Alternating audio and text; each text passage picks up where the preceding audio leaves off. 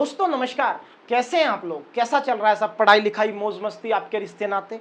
मेरे प्यारे भाई, मैंने आपसे कहा था कि सीजीएल 2025 की तारीखों का ऐलान हो चुका है और जैसा कि मैंने आपसे वादा किया था कि उससे पहले 2024 सीजीएल प्री और मेंस के चैप्टर वाइज सॉल्यूशन का मैं वीडियो आपको उपलब्ध करा दूंगा। तो इसी सिलसिले में आज शुरुआत करते हैं इस सफर की। आज हम बात परसेंटेज पर करेंगे। मेरे प्यारे भाई, परसेंटेज का मैंने कोशिश की है कि एक टॉपिक वाइज कम से कम ये पीपीटी नजर आपको आए और 2024 की प्री और मेंस की सारे जितने परसेंटेज के क्वेश्चंस थे उन पर हम यहां बात करेंगे। तो चलिए करते हैं शुरुआत पहले सवाल के साथ। मेरे प्यारे भाई, बहुत गौर से देखेंगे। सबसे पहला सवाल सीजीएल मेंस 2024 में आया है। बहुत ध्यान से देखना मेरे प्यारे भाई। सवाल क्या कहता है? सवाल कहता है by how much percent is 60% of 75। बहुत ध्यान से देखो मेरे भाई, 60% ऑफ 75। मैंने आपको कहा था कि देखो 60% ऑफ 75 नजर लिखा है। ध्यान से देखना मेरे भाई, क्या मैंने आपको यह नहीं सिखाया कि A% ऑफ B बराबर होता है B% ऑफ A के? मेरे प्यारे भाई बहुत ध्यान से सुनना बेटा, इस बात से कोई फर्क पड़ता ही नहीं कि परसेंटेज इसके साथ लगा है या इसके साथ लगा है। इसीलिए मैं इस सवाल को आसान करने के लिए परसेंटेज यहां से हटा के इसके साथ चिपकाता हूं। फायदा सुन लीजिए। फायदा क्या है मेरे भाई? 60 तो ये लिखा ही है। जब इसका 75% आप लोगे तो वो 3/4 होगा मेरे प्यारे भाई। अरे होगा कि नहीं? बिल्कुल होगा मेरे भाई। और डायरेक्ट मैं यहां से अब पता कर लूंगा कि 60 का 75% 45 आया। 60 का 75% कितना आया मेरे भाई? 45 आया। अब ध्यान से देखो, पूछ रहा है कि वो कितना बड़ा है, किससे? 1/5 ऑफ 25। मेरे भाई 25 का 1/5 तो कोई भी बता देगा बेटा। इसका जवाब कितना आएगा? 5 आएगा। तो ध्यान से देखना, कह रहा है कि ये 45 जो आपने निकाला है ये इस 5 से कितना बड़ा है? बताओ मेरे प्यारे भाई, कितना बड़ा है? 40 बड़ा है। और इसी के साथ आपके सवाल का आंसर 40 हो गया। शायद आपको यकीन ना हो रहा हो कि ये सवाल सीजीएल मेंस 2024 का है, लेकिन यकीन जानिए ये सवाल सीजीएल मेंस 2024 का ही है। और मैंने आपको कहा है कि अगर मुश्किल सवाल है तो वो एसएससी में नहीं आएगा। पेपर के पैटर्न को समझना पड़ेगा मेरे प्यारे भाई। और मैंने कहा कि गणित सिखाना मेरा काम नहीं है, मुझे आपको पेपर करना सिखाना है। बहुत ध्यान से देखिएगा। इस सवाल का आंसर 40 आ गया। आगे बढ़ेंगे मेरे प्यारे भाई। अगले सवाल को गौर से देखिए, क्या कहता है सवाल? सवाल कहता है कि P and Q are two fixed point. मेरे भाई बहुत ध्यान से देखना, सवाल कह रहा है कि P and Q are two fixed points. तो भाई एक हमने दो पॉइंटों की लाइन ड्रॉ कर ली। ये पॉइंट P है और ये पॉइंट क्या है मेरे प्यारे भाई? Q है। P and Q are two fixed points 10 centimetre apart. मेरे भाई ये दूरी, मेरे प्यारे भाई ये दूरी 10 सेंटीमीटर की दे रखी है। हमने कह दिया कि ये 10 सेंटीमीटर है। आगे क्या कहता है? R is a point on PQ। बेटा इस PQ पर कोई एक पॉइंट R होने की बात सवाल कर रहा है। तो मेरे प्यारे भाई मैंने इस पर ये पॉइंट R ले लिया। R एक पॉइंट है जो किस पर है? सवाल साफ साफ कह रहा है PQ पर ये पॉइंट R है। उसके बाद कह रहा है कि PR की जो लंबाई है वो कितनी है मेरे भाई? 6 सेंटीमीटर है। PR की लंबाई अगर 6 सेंटीमीटर है, बोलो बेटा, तो क्या ये 4 सेंटीमीटर नहीं होगा? अरे मेरे प्यारे भाई, अगर ये पूरी लंबाई 10 सेंटीमीटर है, ये 6 है, तो ये क्या होगा? 4 होगा। आगे बढ़िए। By what percentage is the length of QR decrease? कह रहा है इस QR की लंबाई को कितना कम कर दिया जाए when the length of PR is increased bye 5%। बहुत ध्यान से सुनना, कह रहा है बेटा कि इस PR की लंबाई को अगर मैं 5% बढ़ा दूं तो बताइए QR की लंबाई कितने परसेंट कम करनी होगी? ध्यान से सोचो तो मेरे प्यारे भाई, जब ये PR लंबा होगा, मतलब इस R को आप राइट साइड को शिफ्ट कर रहे हो, तो जाहिर सी बात है QR की लंबाई घटेगी। फिर मेरी बात ध्यान से सुनना, क्या मैंने आपको ये बात बार बार नहीं बताई कि percentage is an imaginary data? प्रतिशत इमेजिनरी डाटा होता है और जब जब सवाल का आंसर परसेंटेज में पूछा जाए तो मुझे रियल डाटा से कोई मतलब नहीं। बेटा 6 का 5% निकालना बहुत मुश्किल काम हो जाएगा। तो बेहतर है क्यों न हम इस लाइन को 100 सेंटीमीटर की मान लें और इसको 60 का और इसको 40 का। फायदा। अब देखो, इसका 5% निकालना मेरे लिए आसान है। इसका 5% जब आप निकालेंगे, 5% 1/20 होता है, और 60 का 1/20 मेरे प्यारे भाई कितना होगा? 3 होगा। 60 का 1/20 कितना होगा मेरे भाई? 3 होगा। मतलब आपने इस पीआर को 3 सेंटीमीटर बढ़ाया है। अगर पीआर को 3 बढ़ाया है तो क्या इसको 3 घटाना नहीं होगा? बिल्कुल, इसको 3 घटाना होगा। बेटा अगर ये क्यूआर 3 घटेगी तो किस पे घटेगी? 40 पे घटेगी। मेरे प्यारे भाई 3/40 कैसे निकालते हैं? कितनी बार बताया बेटा, 1/40 की वैल्यू होती है 2.5%। अरे मेरे प्यारे भाई 1/40 की वैल्यू क्या होती है? 2.5%। कहां से याद है? परसेंटेज की टेबल से याद है। मुझे किसकी वैल्यू चाहिए मेरे प्यारे भाई? 3/40 की वैल्यू चाहिए। 3/40 की वैल्यू अगर मुझे चाहिए, क्या ये इसका 3 गुना है? जी बिल्कुल है। अगर ये इसका 3 गुना है तो इसका 3 गुना क्या होगा मेरे प्यारे भाई? इसका 3 गुना होगा 7.5%। तो क्या 7.5% आपको ऑप्शन नजर आ रहा है? जी बिल्कुल नजर आ रहा है, और यही सवाल का आंसर भी है। क्या आपको मेरी बात समझ में आई? पॉइंट टू बी नोटेड क्या था इस क्वेश्चन में? यही बात आपको नोटिस करनी थी कि अगर मैं इसको 10 मानूं, इसको 6 मानूं, 6 का 5% परेशान कर देगा। बेहतर है इसको 100 ले लो, इसको 60 और इसको 40। अब इसका 5% आसानी से निकल सकता है। चलिए आगे बढ़ते हैं अगले सवाल की तरफ। ध्यान से देखना अगला सवाल क्या कहता है। कहता है कि every month a man consumes, बहुत शानदार ये सवाल है, बहुत ध्यान से देखिएगा। Every month a man consumes 20 kg of rice and 8 kg of wheat. मेरे प्यारे भाई एक व्यक्ति है जो राइस कितना कंज्यूम करता है? अरे मेरे भाई ध्यान से देखना, राइस कितना कंज्यूम करता है? 20 kg। बहुत बढ़िया, बढ़िया सवाल है, ध्यान से देखना। और मेरे प्यारे भाई वही व्हीट का कंजम्पशन कितना करता है? वही व्हीट का कंजम्पशन करता है मेरे प्यारे भाई 8 kg। चलिए आगे बढ़ते हैं। क्या कहता है? The price of the rice is 20%। The price of the rice is 20% of the price of the wheat. ध्यान से देखना, 20% का मतलब क्या मेरे प्यारे भाई? 1/5 नहीं जानते? अरे 20% का मतलब क्या जानते हो? 1/5। इसका मतलब ऑफ देखो ध्यान से किसके साथ लगा है? व्हीट के साथ। तो अगर व्हीट का प्राइस 5 रुपए है तो राइस का प्राइस क्या है मेरे भाई? 1 रुपया है। अगर व्हीट का प्राइस 5 रुपए है, अब मैं ध्यान से देखना प्राइस की बात कर रहा हूं मेरे प्यारे भाई, अगर व्हीट का प्राइस 5 रुपए है तो राइस का प्राइस कितना है? 1 रुपया है। आगे बढ़िए, आगे क्या कह रहा है? Resulting in a total expenditure of 300 per month. इस पूरी कहानी का, किस कहानी का? जब 20 किलो चावल खा रहा था, 8 किलो अनाज खा रहा था, उसका जो टोटल खर्च है वो 300 रुपए है। चलो जी आगे बढ़ते हैं। And wheat combine, if the price of wheat, if the price of wheat is increased by 20%। बहुत ध्यान से सुनना मेरे भाई, क्या कह रहा है कि व्हीट के प्राइस को 20% बढ़ा दो। मेरे भाई इसका 20% निकालना तो बड़ा आसान है। अरे 20% का मतलब क्या 1/5 नहीं होता? अरे बिल्कुल होता है। और 5 का 1/5 कितना होगा? 1। तो इसका मतलब 1 रुपया बढ़ गया, तो पैसा कितना हो गया? अब 6। नया जो व्हीट का प्राइस है वो कितने रुपए हो गया? 6 रुपए हो गया। What percentage reduction in the rice consumption is needed to maintain the same expenditure of ₹300।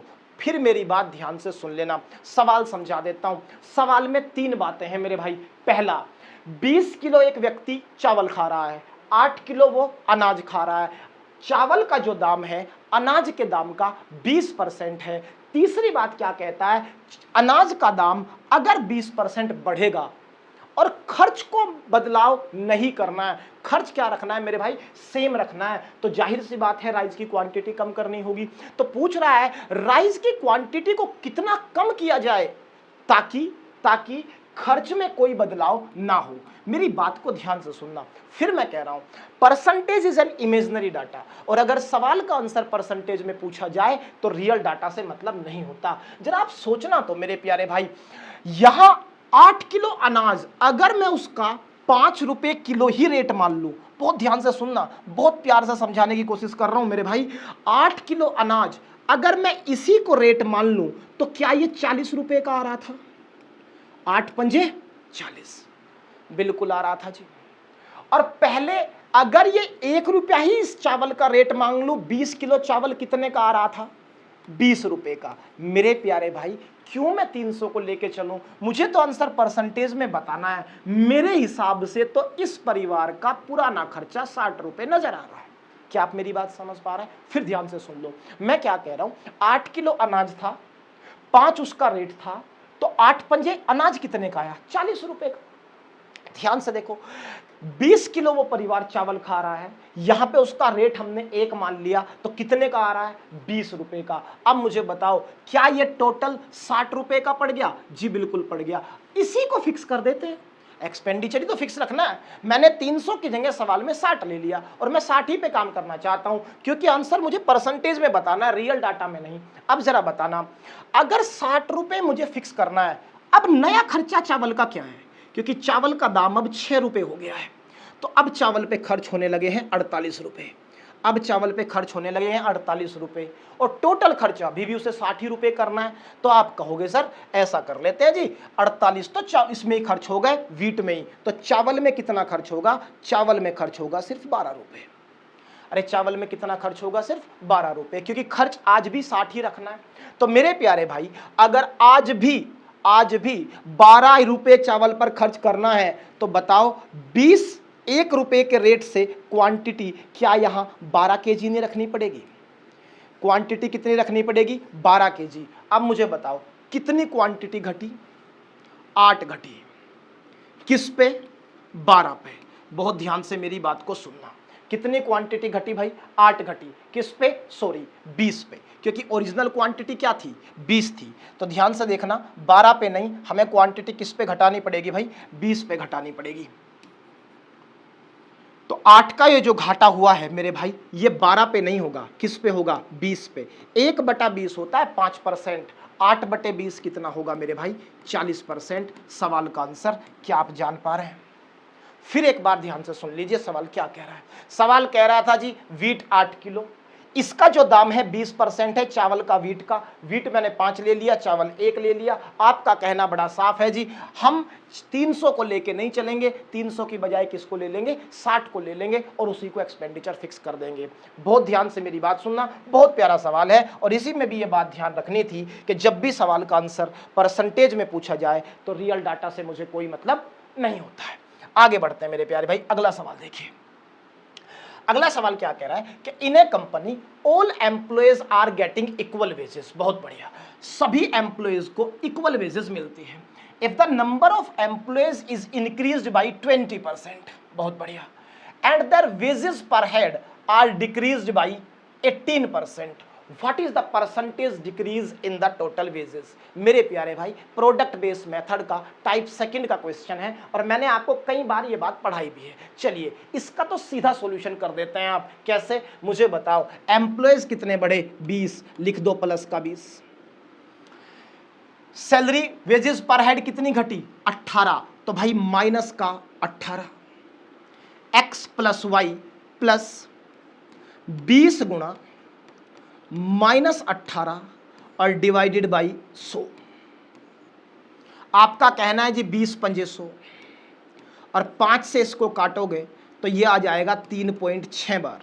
तो भाई प्लस का 2 तो यहां से आया, और माइनस का 3.6 यहां से, तो जो डिक्रीज आया वो आया -1.6% का। यही सवाल आपसे पूछा था कि कितना डिक्रीज होगा, तो आंसर क्या होगा मेरे प्यारे भाई? माइनस का 1.6% का मतलब है 1.6% डिक्रीज, कुछ नहीं, x plus y plus x y बटे 100। आगे बढ़ते हैं मेरे भाई, अगला सवाल देखिए। The cost of tomatoes per kg is increased by 300%।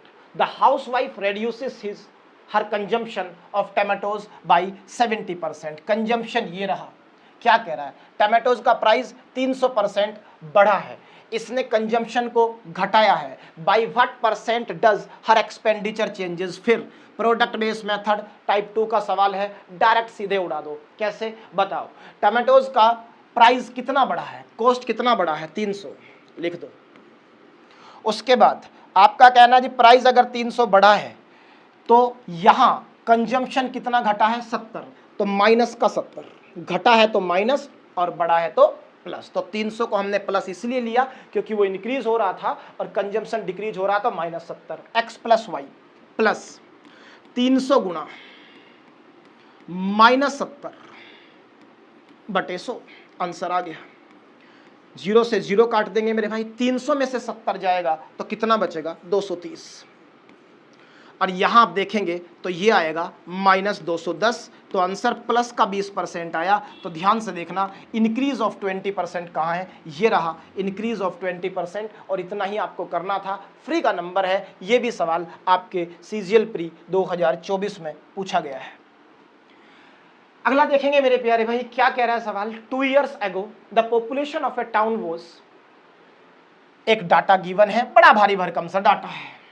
Due to the migration to big cities it decreases every year at the rate of 8%। बहुत बढ़िया। The present population of the town, बहुत ध्यान से सुन लेना, किसी गांव की जनसंख्या मेरे प्यारे भाई हर साल 8% घटती है। 2 साल बाद जब ऐसा होता रहा, घटने के 2 साल बाद वो आज पॉपुलेशन कितनी है, एक जो डाटा आपको गिवन नजर आ रहा है, बहुत ध्यान से देखना मेरे भाई। अगर मैं मान लूं कि शुरुआत में वो टोटल पॉपुलेशन पी थी, शुरुआत में वो टोटल पॉपुलेशन क्या थी, पी थी, तो मेरे भाई मुझे बताओ, जब वो टोटल पॉपुलेशन पी थी, अगर वो 8% पहले साल घटी तो क्या वो 92% रह गई होगी? जी बिल्कुल। अरे कोई चीज 8% घटेगी, 100% वो खुद थी, तो कितनी रहेगी मेरे भाई, वो 92% रहेगी। दूसरे साल फिर वो 8% घटी, तो फिर वो 100% खुद थी, और 8% घटने के बाद वो कितनी रह गई, 92%। यही 2 साल बाद की फाइनल पॉपुलेशन हो गई परसेंटेज के हिसाब से। लेकिन सवाल कितना कह रहा है, सवाल इस डाटा को बहुत ध्यान से देख रहा है, 9487500। क्या आपको ये डाटा नजर आ रहा है, 9487500? मुझे निकालनी है पी की वैल्यू। मेरे प्यारे भाई, मेरी कोशिश रहेगी कि मैं इस सवाल में डिजिटल सम लगा दूं, कैलकुलेशन से मेरी जान बच जाए। अगर मैं डिजिटल सम ध्यान से देखूं तो मेरे भाई जरा गौर से देखना, 9 तो कट गया, ये 9 भी कट गया, ये 9 भी कट गया, 5 और 4 9 भी कट गया, 8 और 7 15 का मतलब यहां से तो आया 6, और यहां 2 गुणा 2 आया 4, तो P बराबर आ गया 6/4, और नीचे 4 दिखे तो काट के 7 की गुणा, 6 सते 42, और 42 का मतलब 6। मुझे देखना यह है कि वो कौन सा ऑप्शन है जिसका डिजिटल सम 6 बन रहा है। ध्यान से देखो भाई, 9 कट गया, 6 एक 7 और एक 8, इसका तो 8 बन रहा है, नहीं हो सकता, मुझे 6 डिजिटल सम चाहिए। आगे बढ़िए मेरे भाई, 6 3 9 7 2 9, इसका 9 बन रहा है, पॉसिबल ही नहीं है। आपका कहना है जी 8 और 1 9, 7 और 2 9, इसका भी 9 बन रहा है, पॉसिबल ही नहीं है। आप ध्यान से देखेंगे, 8 और 3 11, 11 का मतलब 2, 2 4 और 2 6, डिजिटल सम 6 बन रहा है, तो आंसर क्या हो गया, डी। ऐसे ही आपको पेपर में ये सवाल सोल्व करना था। मैं आपसे फिर कह रहा हूं बेटा, गणित आना और पेपर निकालना 2 अलग अलग बातें हैं। आपको पेपर सोल्व करना सीखना पड़ेगा। मैंने कुछ नहीं किया, आप देख सकते हैं, वो पॉपुलेशन पी थी, 8% घटी, 92% रह गई, फिर 92% रह गई, ये फाइनल पॉपुलेशन गिवन थी, डिजिटल सम लगा के पी निकाल दिया। आगे बढ़ेंगे, अगला सवाल। Amit get 60% increase in his sale amount in the first year. मेरे भाई पहले साल उसका सेल अमाउंट 6% बढ़ गया। चलो, 20% इन द सेकेंड ईयर, दूसरे साल उसका सेल अमाउंट 20% बढ़ गया। And his present sale is इतने, what was his sale 2 years ago। बहुत ध्यान से मेरी बात सुनेंगे मेरे भाई। अगर मान लो 2 साल पहले उसकी सेल एस थी, क्योंकि उसके जाने के बाद मैंने सवाल में भी एक्स नहीं माना, इसलिए आप जानते हैं मेरी व्यक्तिगत दिक्कत है, तो मैंने उसको सेल को एस मान लिया। अब मेरी बात ध्यान से सुनना मेरे प्यारे भाई, अगर वो सेल एस थी, आपका कहना है जी वो 6% बढ़ गई, तो 106% हो गई होगी बढ़ के। बहुत बढ़िया, आगे बढ़िए जी। अगर वो दूसरे साल में फिर क्या कह रहा है, 20% बढ़ गई, तो वो 120% हो गई मेरे भाई। और इसके ये किसके बराबर दे रखा है, ये बराबर दे रखा है 2,54,400 के। बहुत ध्यान से सुनना मेरे भाई, यहां जब तक 3 मौजूद है मैं डिजिटल सम नहीं लगा सकता। तो ऐसा कर लेते हैं, यहां से पहले 3 को गायब कर लेते हैं। 3 कैसे गायब होगा, काट दो भाई, 3 चौक 12, और यहां काटोगे 3 अठे 24, एक बचा, 3 चौक 12 और 3 अठे 24। मेरे प्यारे भाई अब ध्यान से देखना, इसका डिजिटल सम कितना है 7, इसका डिजिटल सम कितना है 4, दोनों भाग में जाएंगे, 7 चौक 28, 28 का मतलब 10 और 10 का मतलब 1, डिजिटल सम 1 आ गया यहाँ, तो इसका मतलब इससे कोई फर्क नहीं पड़ रहा, एस का जो डिजिटल सम होगा वो इसके बराबर होगा, 8 और 4 12, 12 का मतलब 3, 3 और 8 11, 11 का मतलब 2।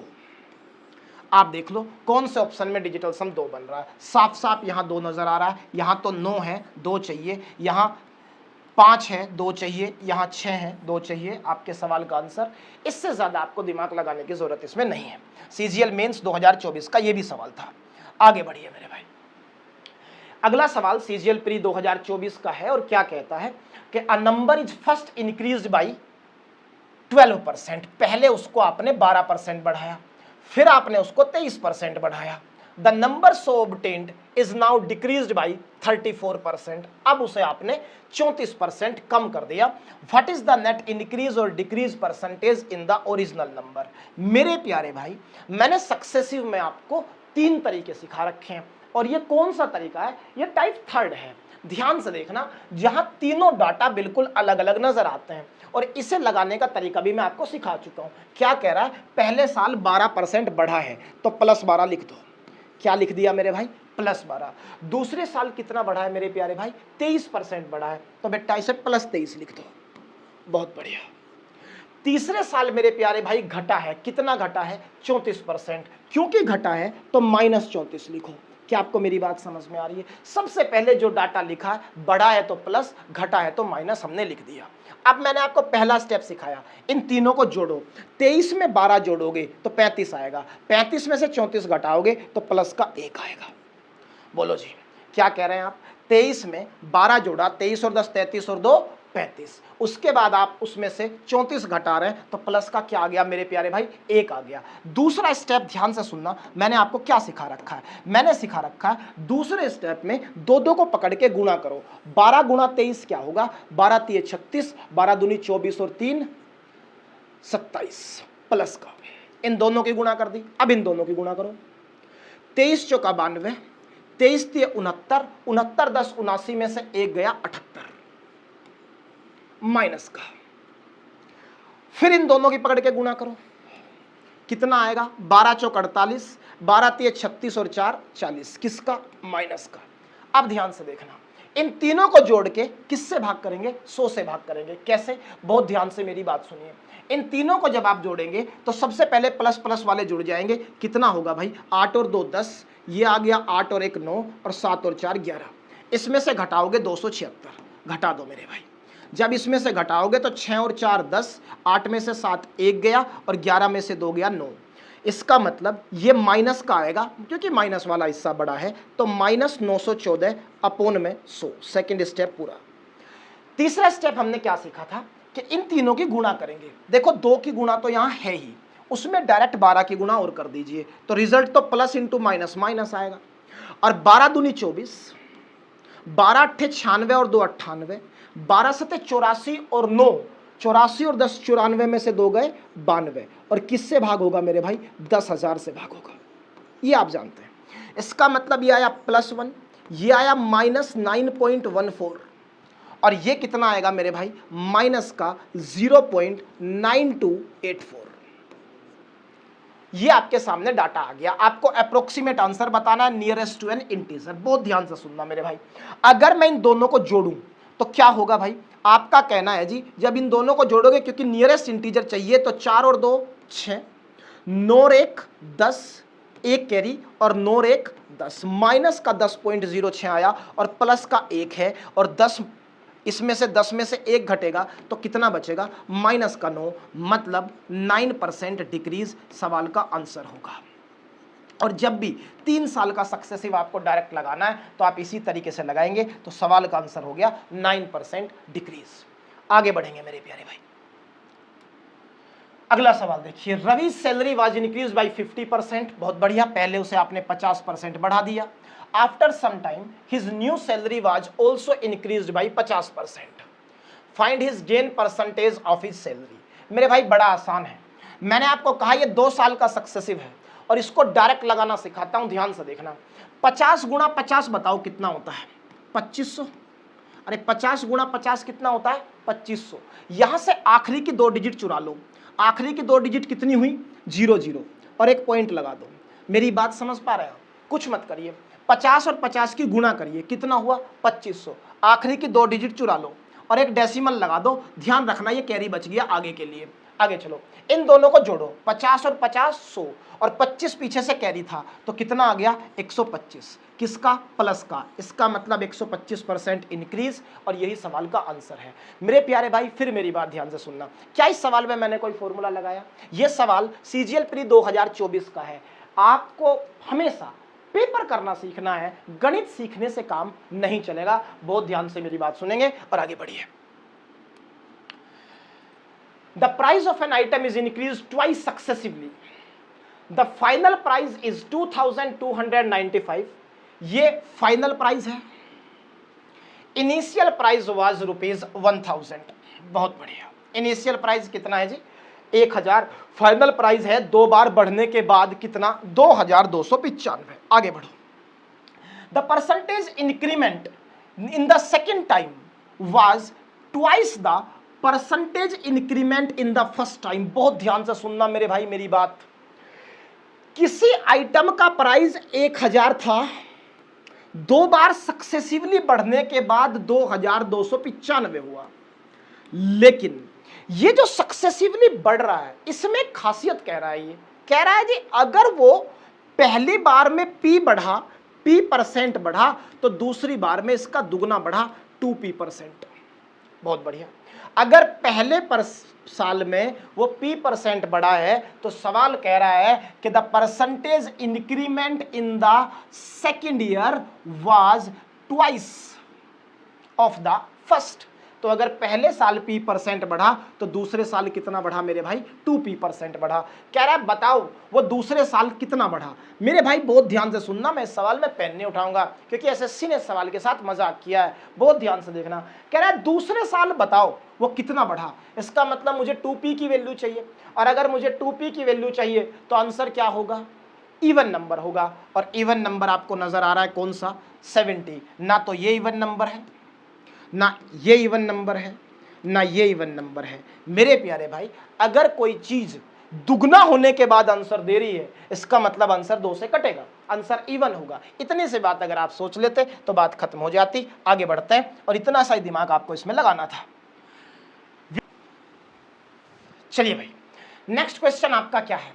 विपुल spend 30% of his income on rent. 30% rent पर खर्च करता है, 60% remaining on groceries and 40% of the remaining on others. If he saves 7056, then find how much does he spend on groceries. मेरे भाई सवाल मैंने आपको कई बार बताया कि इस बार इस सवाल में एक ही चीज ध्यान रखिए, रिमेनिंग कितनी बार आया है। जहां जहां रिमेनिंग आया यही इंपॉर्टेंट है। सवाल 2 तरीके से यहां से पूछा जाता है। एक सवाल ये पूछ लेगा what was the total income, और दूसरा आपसे कोई बीच का डाटा पूछ लेगा, जैसे उसने कहा कि ग्रोसरी पर कितना खर्च हुआ है। तो चलिए मेरे भाई कैसे सवाल निकालते हैं। मेरे प्यारे भाई हमने मान लिया कि टोटल इनकम 100 थी। टोटल इनकम कितनी थी? 100। आपका कहना है जी 30% खर्च हो गई रेंट पे, तो 100 का 30% जब आप करेंगे तो वो 30 रुपए होगा। तो रेंट पर जो खर्च हुआ है वो 30 रुपए हुआ है। आगे बढ़िए। 60% of the remaining on groceries. 100 में से 30 खर्च हो चुके हैं तो भाई बचा कितना? बचा आपके पास 70।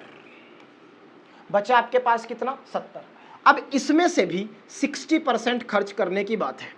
60% जब आप खर्च करेंगे तो आपका कहना है जी परसेंटेज से 2 जीरो खत्म हो जाएगी और 7 छंग हो जाएगा 42। तो मेरे प्यारे भाई 42 रुपये आपने ग्रोसरी पर खर्च किए हैं।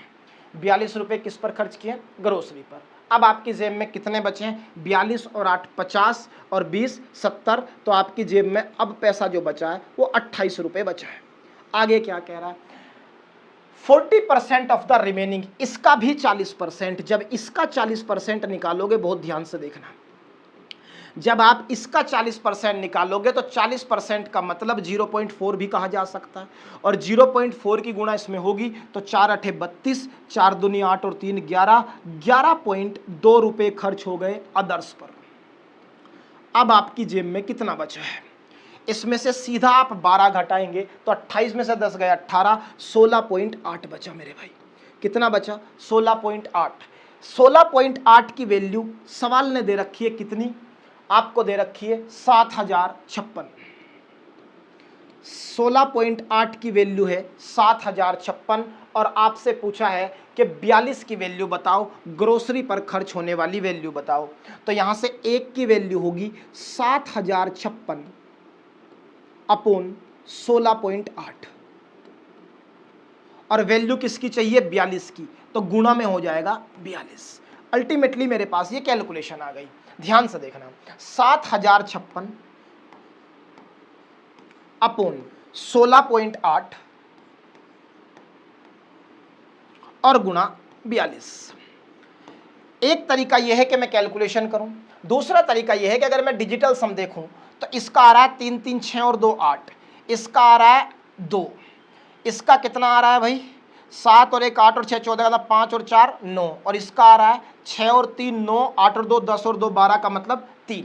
तो मैं चाहूं तो इसमें डिजिटल सम लगा सकता हूं। दिक्कत क्या है कि यहां भी 3 मौजूद है, पहले इसे 3 से काट दीजिए।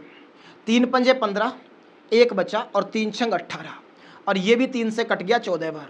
अब देखो 6 और 5 11 का मतलब 2, 2 नीचे दिखे तो काट के ऊपर 5 की गुणा, 7 और 5 12, 12 और 6 18। मेरे भाई 9 की गुणा कहीं भी हो जाए तो आंसर में क्या मिलेगा? हमेशा 9 मिलेगा। तो ये डिजिटल सम प्रॉपर्टी नंबर 1 है। क्या कहती है कि whenever 9 is multiplied to any number the digital sum of the resultant is always 9।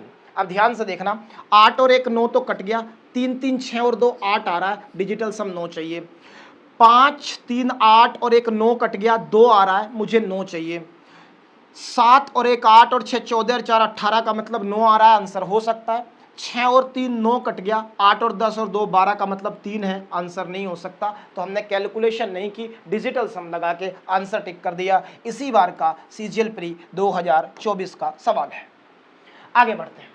Are target to score 85% marks in an exam. मेरे भाई उसका टारगेट था कि वो 85% नंबर लाए। ही स्कोर 450 मार्क्स, वो नंबर लाया 450, लेकिन वो टारगेट को 35% से मिस कर गया। How much increment in percentage, इस शब्द को गौर से देख लो। How much increment in percentage should be there, कह रहा कितने प्रतिशत इंक्रीमेंट हो। और मैंने कहा कि जब भी सवाल का आंसर परसेंटेज में पूछे, मुझे रियल डाटा से कोई मतलब नहीं है। बहुत ध्यान से देखना, 85% उसको नंबर लाने थे, 35% से चूक गया, इसका मतलब वो भाई 50% नंबर लाया है। अरे हाँ के ना, 85% मेरे प्यारे भाई उसे नंबर लाने थे, 35% की कमी रह गई, तो वो नंबर लाया कितने? 50%। अगर वो 50% नंबर लाया है तो मुझे बताओ, कह रहा कितने परसेंट नंबर बढ़ाए ताकि टारगेट पकड़ में आ जाए। तो बढ़ाने तो 35 ही पड़ेंगे क्योंकि कमी उसकी थी। तो भाई 35 बढ़ाने पड़ेंगे किस पे? 50 पे, और प्रतिशत के लिए गुणा 100, 50 दूनी 100 और सवाल का आंसर 35 दूनी कितना आ गया मेरे भाई? 70% आ गया। और यही सवाल का आंसर है। क्या आप मेरी बात समझ रहे हैं? यही सवाल का क्या है? आंसर है। इस बात को आप गौर करिए कि मैंने इस सवाल में कहीं 450 का कोई यूज नहीं किया, 450 का मैंने कोई यूज नहीं किया। फिर सुन लीजिए, अगर सवाल का आंसर परसेंटेज में पूछा जाए तो रियल डाटा से कोई मतलब नहीं होता है। चलिए आगे बढ़ते हैं। In an election between two candidates, the one who gets 88% of the votes, मेरे भाई दो लोगों के बीच में चुनाव है, एक व्यक्ति है उसको 88% वोट मिलते हैं, is elected by a majority of 684 votes. What is the total number of votes polled? पूछ रहा है कि ये बताओ कितनी वोट्स डले थे अगर सारे के सारी वोट वैलिड हैं। सारे के सारे वोट क्या है? वैलिड है। मेरी बात बहुत ध्यान से सुनना मेरे भाई, हमने मान लिया कि टोटल वोट जो डले हैं वो P डले हैं। अब कह रहा है जी यही सारे वोट डले हैं और इसमें से एक व्यक्ति को 88% वोट मिले। बेटा ये P अपने आप का तो 100% है। अरे हाँ के ना, दुनिया की कोई भी चीज अपने आप की कितनी होती है? 100%। अब अगर एक को 88% वोट मिले हैं तो दूसरे को 100 माइनस 88 कितने मिले होंगे? 12%। तो हार जीत कितने से हुई होगी? आप कहेंगे जी 88 माइनस 12 से हार जीत हुई है, तो 88 में से 12 घटाओगे तो 76% से हार जीत हुई है। मतलब P का 76% से हार जीत हुई है। और वही कितनी दे रखी है मेरे भाई? वही दे रखी है 684। वापस से ध्यान से देखना, P की वैल्यू मुझे निकालनी है, मैं कैलकुलेशन नहीं करना चाहता। ध्यान से देखो, जब P की वैल्यू निकालने जाओगे तो आपका कहना होगा जी आएगा 684/76। अरे कितना आएगा? 684/76। और जैसे ही 684 नजर आया, चेहरे पे मुस्कुराहट, कॉलर ऊपर। क्यों मेरे प्यारे भाई? देखना इसका डिजिटल सम कितना है। 8 और 6 14 और 4 18 का मतलब 9। 8 और 6 14 का और 4 18 का मतलब 9। अगर इसका डिजिटल सम 9 है तो आंसर का डिजिटल सम भी 9 आएगा। ये आंसर हो सकता है। इसका डिजिटल सम 9 नहीं है। इसका 8 और 5 13 का मतलब 4 होता है, 9 तो नहीं है। 7 और 5 12, 12 का मतलब 3 होता है, 9 तो नहीं है। सवाल का आंसर इतना ही दिमाग आपको लगाना था। आगे बढ़ते हैं, अगला सवाल देखो क्या कह रहा है। In an election between R and S, दो लोगों के बीच में चुनाव है, आर के और एस के। R gets 110% of the vote of S. कह रहा है आर को एस का 110% वोट मिली है। आर को एस का 110% वोट मिली है। 110% का मतलब मेरे भाई 110/100। बहुत ध्यान से सुनना, 0 से 0 कट गई, 11/10। बताओ ऑफ किसके साथ लगा है? ऑफ लगा है मेरे भाई। ऑफ किसके साथ लगा है? एस के। तो भाई एस को अगर 10 वोट मिली तो आर को कितनी वोट मिली? 11। एस को अगर 10 वोट मिली तो आर को कितनी वोट मिली? 11। And defeat S by 770 vote. जरा बताना, इस रेशो के हिसाब से अगर आर को 11 वोट मिली, एस को 10, तो क्या हार जीत 1 वोट से हो रही है? अरे मेरे प्यारे भाई, क्या हार जीत 1 वोट से हो रही है? जी बिल्कुल। और सवाल कह रहा है जी ये हार जीत 770 वोट से हो रही है। ये हार जीत कितने से हो रही है? 770 से। एक की वैल्यू ही 770 दी है। पूछ रहा है what is the total number of votes. मेरे प्यारे भाई, अगर 11 इसे मिली, 10 एस को मिली, तो टोटल वोट 21 ही तो होंगी। तो 21 की वैल्यू क्या होगी? 770 गुना 21। तो आंसर के लास्ट में एक तो जीरो आएगी, और 21 गुना 7 अगर करेंगे तो 147 होता है। लास्ट डिजिट 7 जीरो होनी चाहिए आंसर की। यहाँ तो 1 जीरो है, हटा दो। यहाँ 6 जीरो है, हटा दो। यहाँ 7 जीरो है, हो सकता है। यहाँ 1 जीरो है, हटा दो। इतना ही काम आपको करना था। ये मेरे प्यारे भाई सीजीएल प्री 2024 का सवाल है। आगे बढ़ते हैं, अगला सवाल देखिए।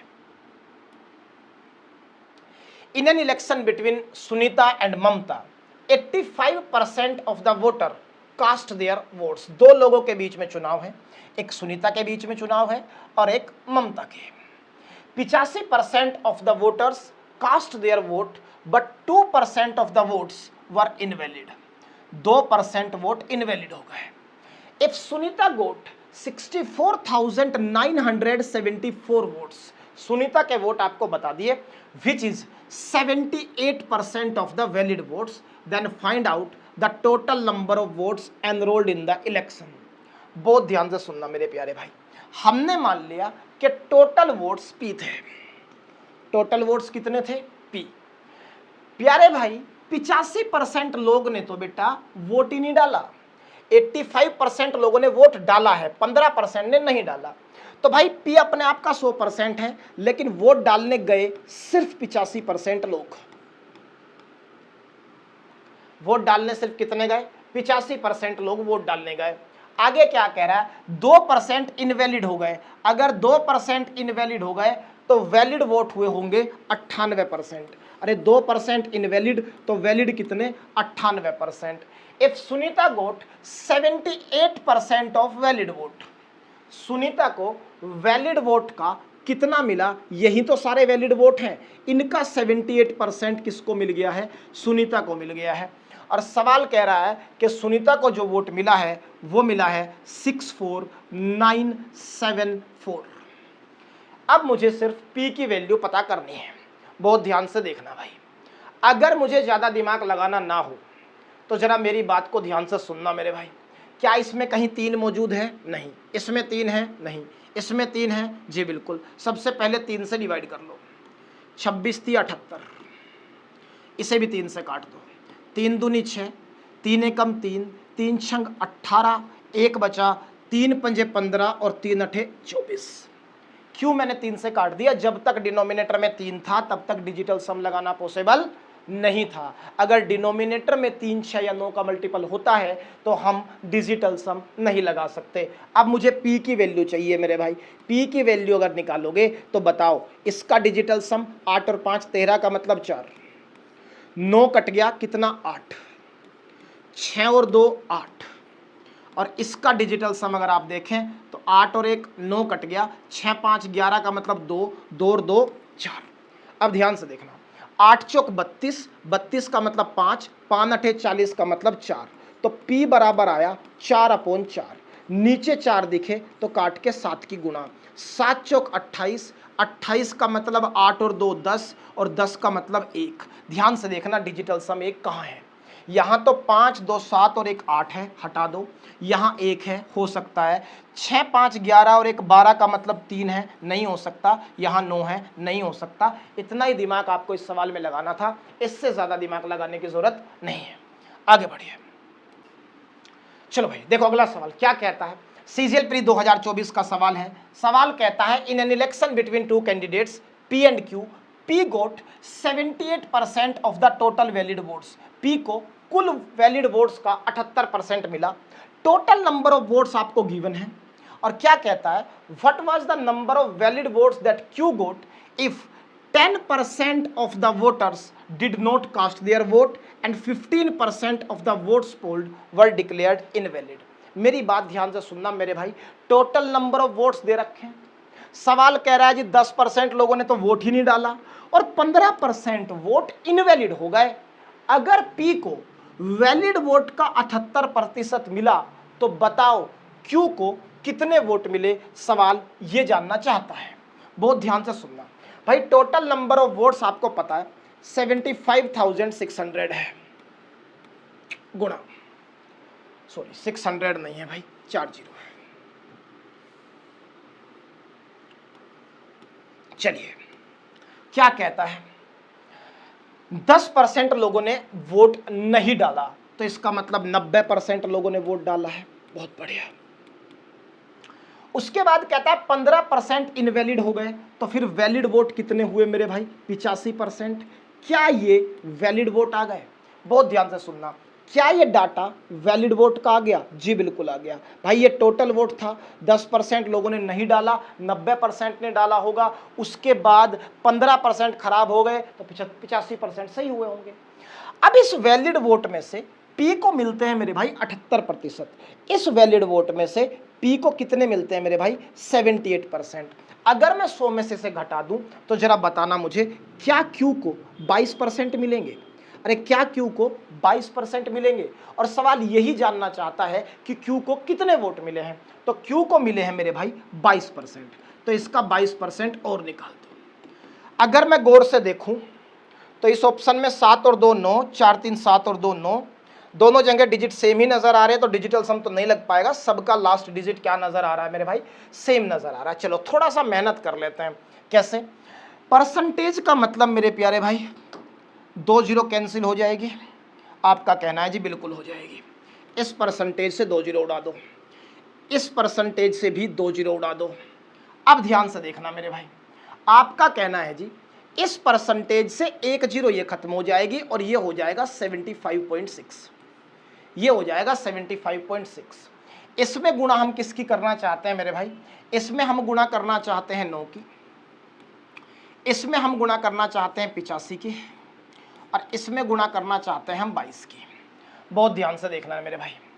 आपका कहना है जी जब यहां 22 की गुणा इसमें होगी तो 22 पंजे 110, 22 अठे 176, 176 10 186 और 187, ये 1870 आएगा।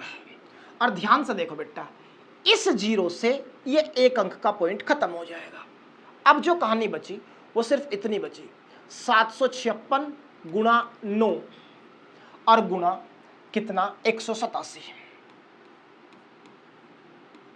अगर मैं लास्ट डिजिट देखूं तो लास्ट डिजिट 9 6 54 और 4 7 28, 8 आ रही है और लास्ट डिजिट एक ही में 8 है। सवाल का आंसर टिक करके आगे बढ़ जाइए। ध्यान से देखो, 9 6 54, 4 लास्ट डिजिट आई और 4 गुना 7 कितना हो गया, 4 7 28, लास्ट डिजिट जाएगी 8, एक ही ऑप्शन में नजर आ रही है, टिक करके आगे बढ़ जाइए। इससे ज्यादा दिमाग लगाने की आवश्यकता नहीं है, आगे बढ़िए।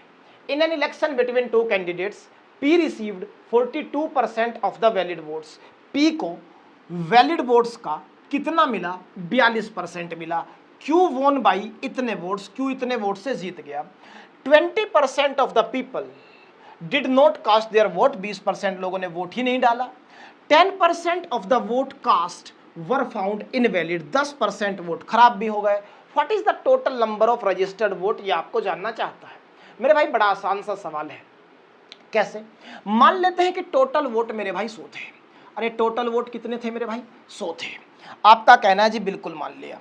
उसके बाद आगे बढ़ेंगे। आपका अब कहना सरकार ये है कि 20% लोगों ने वोट डाला ही नहीं। अगर 20% लोगों ने वोट नहीं डाला तो 100 का 20%, 20 कम हो जाएगा और कितना बचेगा मेरे प्यारे भाई, तो आपका कहना है जी 80 बचेगा। ये थे आपके टोटल वोट्स, ये हैं आपके वोट्स पोल्ड। ये क्या है मेरे भाई, ये है आपके वोट्स पोल्ड। आगे क्या कह रहा है, 10% of the vote cast were found invalid. मेरे भाई इनमें से भी 10% वोट इनवैलिड हो गए और 180 का 10% 8 होगा। मतलब अब जो वैलिड वोट नजर आ रहा है वो मात्र 72 नजर आ रहा है। ये 72 क्या है मेरे भाई, वैलिड वोट है। ये 72 क्या है, वैलिड वोट है। अब आप सवाल पे कह रहे हैं कि P जो है उसे 42% मिला है, किसका, वैलिड वोट का। बेटा ये वैलिड वोट अपने आप में 100% है। ये अपने आप में कितने हैं, 100%। अगर P 42% वैलिड वोट का ले गया तो ये अपने आप के 100% हैं, तो क्या उसको 58% मिले दूसरे कैंडिडेट को? बिल्कुल मिले। दूसरे कैंडिडेट को कितने मिले, 58% मिले। अगर P को 42 मिले तो Q को कितने मिले, 58%। तो हार जीत कितने से हुई, हार जीत हुई 16% से।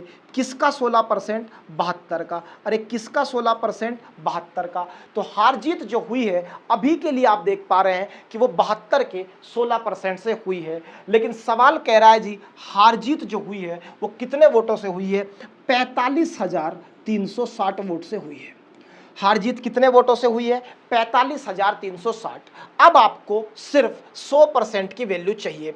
ध्यान से देखना मेरे भाई, अगर मैं यहां से इसको गौर से देखूं तो ये आएगा 72 गुणा 16/100 की वैल्यू सवाल ने आपको दी है 45,360। 9 से काट के अगर मैं देखूं यहां से तो आपका कहना है जी बड़े आसानी से कट जाएगा, 9 8 72 और यहां काट दीजिए, 9 पंजे 45, 9 चौक 36 और 0। बहुत बढ़िया। आप कह रहे हैं जी 8 से भी कट जाएगा, 8 से काट दो।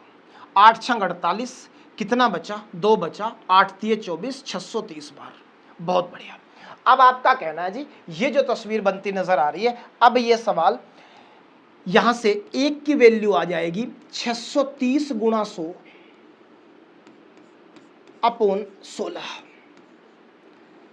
ये एक की वैल्यू आ गई है, लेकिन वैल्यू मुझे चाहिए किसकी, मुझे चाहिए टोटल नंबर ऑफ वोट्स। तो मुझे वैल्यू चाहिए भाई 100 की, तो गुणा 100 और कर देते हैं। अब इसको आप सोल्व करिए मेरे भाई। 4 चौक 16, 25 चौका 100 और 4 से ये कटेगा तो 25 चौका 100। लास्ट में आंसर के एक तो 0 जाएगी और आपका कहना है 25 गुणा 5 125, 5 5 तिये 15, लास्ट में जाएगा आंसर के 5 0। एक ही ऑप्शन में 5 0 नजर आ रहा है, ना तो इसके लास्ट में 5 0 है, ना इसके लास्ट में 5 0, ना इसके लास्ट में 5 0। फिर सुन लीजिए मैंने कैसे किया। देखो यूनिट डिजिट का कॉन्सेप्ट लगा रहा हूं। 5 गुणा 5 25, यहां से लास्ट 0 25 जाएगी, मतलब 5 जाएगी, और 5 गुणा 3 15, तो फिर भी लास्ट डिजिट क्या रही, 5 रही।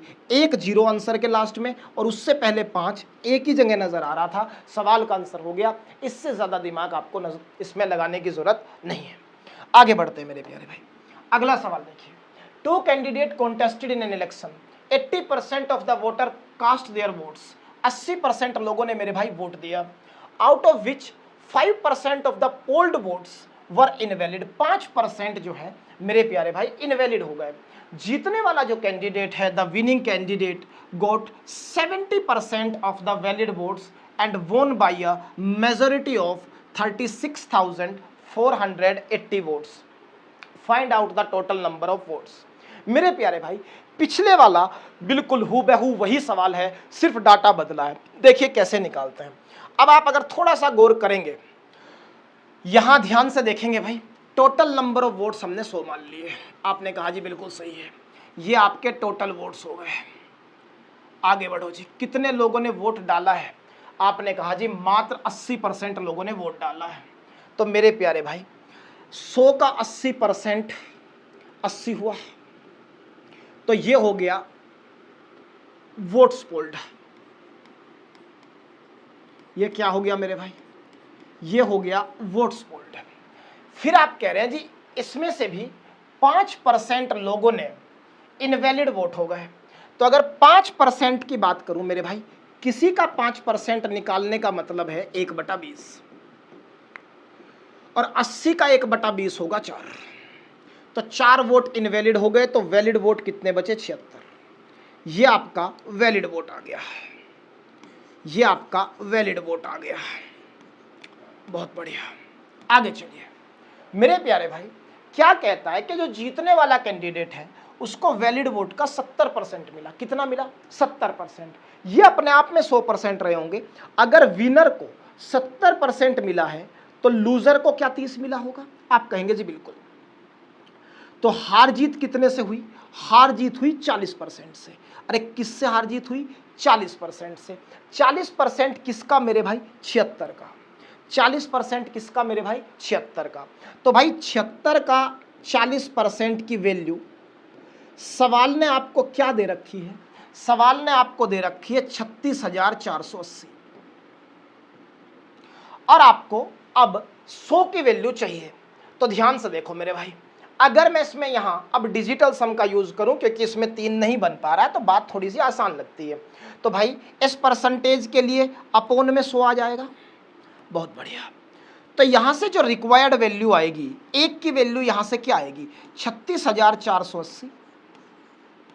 ये 100 इधर गुणा में चला जाएगा और वो आ जाएगा भाग में 76 इंटू 40। ये तो एक की वैल्यू आई और तुम्हें टोटल नंबर ऑफ वोट्स चाहिए तो गुणा 100 भी करना पड़ेगा। अब ध्यान से समझना मेरे भाई, अगर मैं इसमें डिजिटल सम लगाऊं तो आपका कहना है 7 और 6 13 का मतलब 4, और 4 चौक 16 का मतलब 7, और नीचे 7 दिखे तो काट के ऊपर 4 की गुणा। ये हमने डिजिटल सम में सीखा है। 6 और 3 9 कट गया, 8 और 4 12 का मतलब 3, 3 चौक 12 का मतलब 3। अब देख लो कहाँ डिजिटल सम 3 बन रहा है, वही आंसर होगा। 5 और 1 6 और 1 7 बन रहा है, पॉसिबल नहीं है। 2 और 1 3 बन रहा है, आंसर हो सकता है। 5 2 7 और 1 8 बन रहा है, पॉसिबल नहीं है। 8 और 1 9 तो कट गया, 1 बन रहा है, पॉसिबल नहीं है। सवाल का आंसर बी आ गया। कैलकुलेशन से बचने की कोशिश करिए, इस क्वेश्चन में भी हमने डिजिटल सम लगाया है। मैं फिर कह रहा हूं मेरे प्यारे भाई, मैथ सीखने से कुछ नहीं होगा, आपको गणित सीखना पड़ेगा। चलिए आगे बढ़ते हैं। अगला सवाल, in a constituency 45% of the total number of votes are males and rest are females. मेरे प्यारे भाई 45% तो जो लोग हैं वो क्या है भाई? मेल्स हैं, और रेस्ट आर फीमेल। मुझे जरा बताना, तो अगर मैं आपसे ये कह दूं कि टोटल लोग 100 हैं तो आप कहेंगे जी 45% मेल है। तो मैंने कहा जी ये मेल है, और कितने हैं? 45। तो आपका कहना है जी इसमें अब कोई डाउट नहीं, फीमेल जो होंगी वो अब 55 होगी, क्योंकि टोटल 100 लोग थे। बहुत बढ़िया, आगे बढ़ते हैं। क्या कह रहा है? 60% of the males are illiterate. मेरे प्यारे भाई बहुत ध्यान से सुन लेना, 60% ऑफ मेल्स आर इलिटरेट। तो अगर इस मेल्स के अंदर मैं लिटरेट और इलिटरेट की बात करूं तो आप कहोगे जी 60% मेल्स आर इलिटरेट। तो 40% क्या हो गए? 40% क्या हो गए मेरे भाई? लिटरेट। तो इलिटरेट 60% है, 60% पुरुष जो हैं वो इलिटरेट हैं, तो ये 40% लिटरेसी की कैटेगरी में आ गए। आगे बढ़िए। And 60% of the females are literate. इसमें से 60% जो है वो लिटरेट है।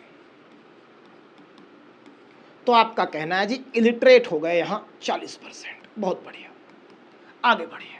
सवाल आगे क्या कह रहा है, मैंने अब तक कुछ नहीं किया, जितना सवाल ने मुझे डाटा दिया मैं वही कर रहा हूं।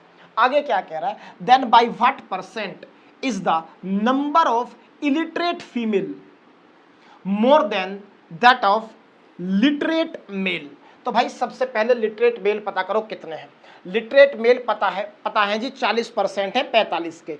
40% होता है 2/5 किसका, 45 का। तो आपने कहा जी इनकी जो संख्या आ रही है वो 18 आ रही है। बहुत बढ़िया।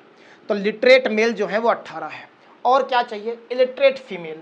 इलिटरेट फीमेल जो है वो 60% 40% है 55 का। 40% वापस 2/5 किसका, 55 का। तो आपका कहना है जी ये आ गई 22। आपके हिसाब से अगर देखूं तो ये इलिटरेट फीमेल कितनी ज्यादा है भाई, 4 ज्यादा है। किससे, 18 से। सवाल का कैलकुलेशन करना है परसेंटेज में। आपके पास एक तरीका तो ये है कि आप गुणा 100 कर लें और फिर टाइम वेस्ट करके आप इसे सोल्व करें। मेरे प्यारे भाई मेरी बात को सुनना, मैं फिर कह रहा हूं, अगर यहां बेटा 16 होता, बहुत ध्यान से मेरी बात सुनो, अगर यहां क्या होता, 16 होता, अगर ये इक्वेशन 4/18 की जगह 4/16 होती तो आप कह देते जी 1/4 और 1/4 का मतलब आप कह देते 25%। अरे हाँ के ना, बोला बिल्कुल कह देते, बिल्कुल कह देते। दिक्कत यह है कि डिनोमिनेटर 16 से बड़ा हुआ है। मेरे भाई जब डिनोमिनेटर किसी भी फ्रैक्शन का बड़ा होता है तो उसका आंसर छोटा होता है। ध्यान से देखो, आंसर 25 से हल्का सा छोटा आएगा। ये तो 25 से बड़ा है, कैसे आ जाएगा, ये 25 से बड़ा है कैसे आ जाएगा, हल्का सा छोटा होगा, इतना भी नहीं छोटा होगा कि आप 6 घटा दो। तो आंसर क्या आ गया, 22.22। कैलकुलेशन करने की जरूरत नहीं थी। बहुत ध्यान से देखो, मैंने इस पूरे चैप्टर के सॉल्यूशन में जब मैं आपको परसेंटेज के क्वेश्चंस करा रहा हूं प्री और मेंस के, लगभग कैलकुलेशन के हर शॉर्टकट का यूज किया है। मैंने कॉन्सेप्ट ऑफ यूनिट डिजिट का यूज किया, डिजिटल सम का यूज किया, मैंने मल्टीपल्स का यूज किया और यहां हमने अप्रोक्सीमेशन का यूज किया है कि किस तरीके से डायरेक्ट बिना सोल्व किए हम आंसर निकाल सकते हैं। क्योंकि इस बात को समझिए बेटा कि जब डिनोमिनेटर में 3 का मल्टीपल आ जाता है ना, वो अप्रोक्सीमेट कैलकुलेशन जाती है, परेशान कर देगी, टाइम खराब कर देगी। वहां 30 ही सेकंड मिलते हैं सवाल करने के लिए। आगे बढ़िए, अगला सवाल क्या कहता है जी, अगला सवाल कहता है 3 candidates X, Y and Z participated in an election. X got 30% more votes than Y, whereas Z got 25% more votes than Y. ध्यान करिए, परसेंटेज में मैंने आपको एक बात समझाई पढ़ाते हुए। मैंने कहा बेटा जब भी दो स्टेटमेंट की कंपैरिजन किसी एक ही कॉमन वेरिएबल से हो, जैसे देखो यहां भी x की कंपैरिजन y से है और यहां z की कंपैरिजन भी किससे है, y से है। जब भी किसी कॉमन वेरिएबल से कंपैरिजन होता है तो उसी को ही 100 मान लेते हैं। तो मेरे प्यारे भाई मैंने y को ही क्या मान लिया, 100 मान लिया। अरे y को ही मैंने क्या मान लिया, 100 मान लिया। आप कह रहे हैं जी x जो है वो 30% ज्यादा है, तो भाई अब मैं सीधा कह दूंगा x 130 है। बहुत बढ़िया। जेड के बारे में आपका कहना है जी वो 25% ज्यादा है, तो मैं कह दूंगा जेड जो है जी वो 125 है। बहुत बढ़िया, यहां तक हम पहुंच गए। आगे बढ़ते हैं जी, क्या कह रहा है, x also overtook Z by 5000 vote. मेरे भाई एक्स जो है ना वो जेड से 5000 वोट से जीत गया। मेरे इस डाटा के अनुसार ये जो इमेजिनरी डाटा है, ये जिसको मैं मान के चला हूं, इसके हिसाब से अगर देखूं तो एक्स जेड से मेरे प्यारे भाई 5 वोटों से जीता है। कितने वोटों से जीता है, 5 वोटों से जीता है। और सवाल कह रहा है जी 5000 से जीता है, तो 5 बराबर क्या हो गया मेरे भाई, 5000 हो गया। 5 बराबर क्या हो गया, 5000 हो गया। अब आपका कहना है जी एक की वैल्यू क्या हो गई मेरे भाई, 1000 हो गई। एक की वैल्यू क्या हो गई, 1000 हो गई। अगर एक की वैल्यू 1000 है, what is the total number of voters, बताओ बेटा टोटल नंबर ऑफ वोटर्स क्या होंगे, तीनों को जोड़ दूं तो टोटल नंबर ऑफ वोटर्स 125, 130, 230, 250, 255, 355 आ रहा है।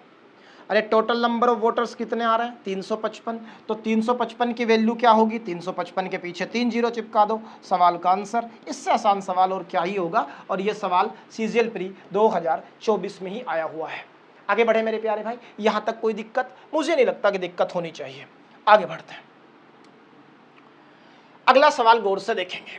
दो उम्मीदवारों के बीच चुनाव की बात हो रही है और मेरी बात ध्यान से सुन लेना। इस सवाल पे very very very very important लिख लो, बहुत शानदार सवाल सीजीएल प्री 2024 में ये आया है। देखो मैं आपसे फिर कह रहा हूं, आपको एक ही बात समझनी है, आपको एक चीज को बार बार पढ़ना है। एक चीज को बार बार पढ़ोगे तो स्पीड बढ़ेगी, और जब स्पीड बढ़ेगी तो पेपर में टाइम बचेगा, और पेपर में टाइम बचेगा तो सिलेक्शन हो जाएगा। आपको सिर्फ प्रैक्टिस का खेल है मेरे प्यारे भाई, गणित मुश्किल नहीं है। गणित इसलिए आपको मुश्किल लग रहा है क्योंकि आपने गणित की थोड़ी सी प्रैक्टिस कम की है। अगर आप अपनी प्रैक्टिस बढ़ा दें तो गणित आपको कभी मुश्किल नहीं लगेगा। यकीन जानिए, आपके साथ दिक्कत यह है कि आप 10 किताबें एक बार पढ़ते हैं, और मैंने आपको हमेशा सिखाया 10 किताब एक बार नहीं पढ़नी, एक किताब को 10 बार पढ़िए तो बात समझ में आ जाएगी। एक किताब को जैसे ही 10 बार पढ़ोगे तो स्पीड भी मेंटेन हो जाएगी, कॉन्सेप्ट भी क्लियर हो जाएगा, और इसका फायदा भी आपको मिलेगा ही। क्योंकि राहत इंदौरी का एक शेर भी है, वो कहते हैं कि हम सफर न हम नसी से निकलेगा, हमारे पांव का कांटा हम ही से निकलेगा, इन्हीं गलियों में रहता था वो भूखा फकीर, तलाश कीजिए खजाना यहीं से निकलेगा। मेरे प्यारे भाई, इन्हीं गलियों में आपको वो खजाना तराशना है। इन्हीं गलियों में किसी भूखे फकीर ने तपस्या की है। इन्हीं गलियों में उस बच्चे ने टॉप कर दिया जिसके घर में शायद चावल के दाने ही खाने को थे। तो यहीं से ही सब लोगों ने किया है, यहीं आप कर पाएंगे, आगे आप बढ़ेंगे। देखिए बहुत प्यारा सवाल है। क्या कहता है सवाल, बहुत शानदार सवाल है। कह रहा है in an election between the two candidate Y% of the voters did not vote. Y% लोगों ने वोट नहीं दिया। 10% of the votes cast were declared invalid. 10% vote जो हैं वो इनवैलिड हो गए। While all the valid votes were cast in favour of either of the two candidate. 10% all the valid votes were cast in favor of the two candidate. The candidate who got 59.375% of the valid vote cast were declared elected by 2,484 votes if the number of people eligible to votes in that election was 16,000. बहुत बढ़िया। What is the total value of Y? देखो बेटा, मैं आपको सवाल को summarise करके समझाने की कोशिश करता हूं 3 बातों में। एक तो सवाल ने आपको टोटल वोट दे रखी है, ठीक। दूसरी बात, Y% लोगों ने वोट नहीं दिया और Y की वैल्यू सवाल पूछ रहा है। इनडायरेक्टली आप ये कहिए कि टोटल वोट आपको गिवन है, और सवाल इतनी सी बात पूछना चाहता है कि कितने लोगों ने वोट नहीं दिया। 2 बातों में सवाल को खत्म करिए। और मैंने आपको जब इलेक्शन बेस मेथड पढ़ाया, इलेक्शन बेस क्वेश्चन पढ़ाया, मैंने वहां चार्ट बनवाया आपको कि कितने वैरायटी के क्वेश्चंस इलेक्शन बेस्ड क्वेश्चंस में बन सकते हैं। और वो चार्ट के बलबूते ही आप जरा देखिए, जो सबसे लास्ट का टाइप था उसको हम जिस तरीके से अप्रोच करते थे, इस सवाल को भी हम उसी तरीके से अप्रोच करेंगे। ये सवाल कैलकुलेटिव है, शानदार है, और ये सवाल अपने आप में परफेक्ट एग्जाम्पल है कि 1-2 क्वेश्चन पेपर में ऐसा जरूर आएगा जो शायद आपको कैलकुलेशन के रूप में कहिए या कॉन्सेप्ट के रूप में कहिए परेशान करेगा। बहुत ध्यान से मेरी बात सुनना मेरे भाई। मैंने आपको वहां भी पढ़ाया है क्लास में भी बार बार ये बात, मुझे नहीं पता वैलिड वोट कितनी रही होंगी, लेकिन कुछ तो रही होंगी। ये वैलिड वोट है, मुझे नहीं पता मेरे भाई ये कितनी है, लेकिन एक बात तय है कि वैलिड वोट अपने आप का कितने % रही होगी, 100% रही होगी। दुनिया की हर चीज अपने आप का 100% है, ये वैलिड वोट है, ये भी अपने आप का कितने % रही होगी, 100%। सवाल को मैं नीचे से ऊपर की तरफ निकालूंगा, ऊपर से नीचे की तरफ नहीं। ध्यान से देखना सवाल क्या कह रहा है जी। इन वैलिड वोट में से the candidate who got 59.375% of the 59.37% of the valid vote, एक कैंडिडेट को इनमें से 59.37% वोट मिले। तो मेरे भाई दूसरे को कितने मिले होंगे जरा बताना। आप कहेंगे जी बिल्कुल बता देंगे, ऐसा कर लो 100 में से घटा लो। तो मेरे भाई जब 100 में से आप घटाने गए किसको, 59.375 को। बहुत ध्यान से सुनना। 10 में से 5, 2, 9 में से 3 गए 6, 9 में से 9 गए 0, और ये कितना बचेगा भाई 4। आप कहेंगे जी ये बचा 40.625%। बेटा ये जीतने वाला कैंडिडेट है और ये रनर कह लीजिए या लूजर कह लीजिए।